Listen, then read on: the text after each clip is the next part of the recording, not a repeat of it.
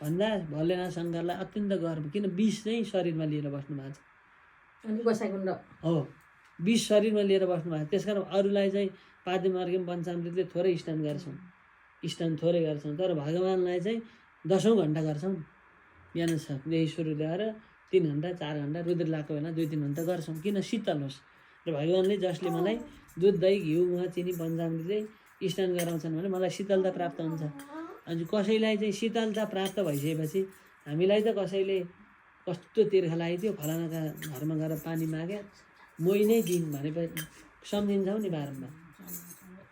पानी माया मोही दिन ती नानी कति ज्ञानी रहेछन्, तिनलाई त भलो होस् राम्रो होस् भनेर हामीले त आशीर्वाद दिन्छौँ। भगवान्ले दिनुहुन्न, भगवान्ले त मलाई शीतल गराउनेवाला गृहस्थी भएर मलाई रुद्राभिषेक गरेर मलाई खुसी दिलाउनेवाला, मलाई आनन्द दिलाउनेवाला यिनीहरूलाई त सबै कुरा प्राप्त होस् भनेर भगवान्ले हामीलाई वरदान दिनुहुन्छ।